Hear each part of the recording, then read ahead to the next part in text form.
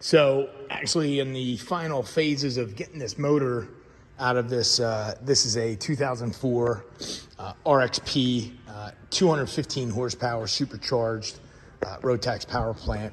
And years ago it was being ridden and the motor just shut off. Suspected timing chain failure.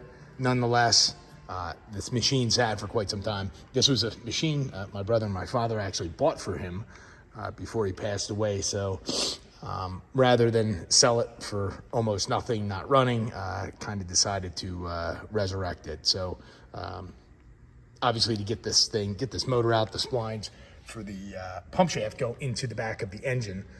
And in order to get that out, you have to pull the pump. But to pull the pump, you have to pull this ring.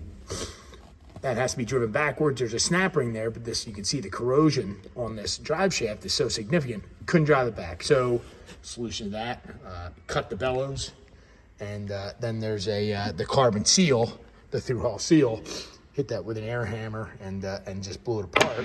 So that allowed the shaft to go back far enough once the pump was removed to get the splines out of the back of the motor and allow the engine to be removed. Now, a couple things, that you can't access, you have a ground or the starter wire is more or less inaccessible when it's in the hull. These ground wires are also inaccessible. This machine, when it was running, I remember it being a very, very solid machine. It's pretty fast, handled well. There really wasn't much about it that I didn't like. So to give it away for $400 or $500 just didn't make sense. So I decided to pull it out, and hopefully everything will go well. This motor's going to Mark at Ericsson Machine and Performance.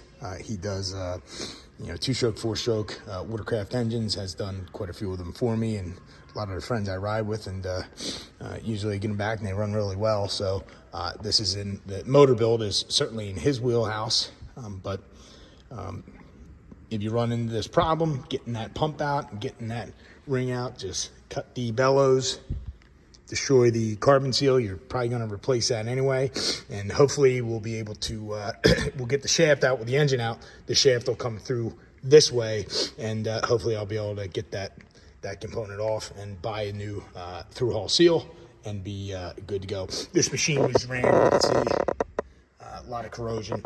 Primarily ran in Ocean City, New Jersey. So, but the hull, you look at the thickness of the hull and the way that this thing is built, I actually think that some of the older machines are built in a more solid fashion than some of the newer ones. Obviously, with cost reduction, they're thinning out the hulls using different hull technology. SMC was one of them that was used, and you'd be riding your machine and in rough water, and you look and there's a bunch of stress cracks, and they basically would start to come apart.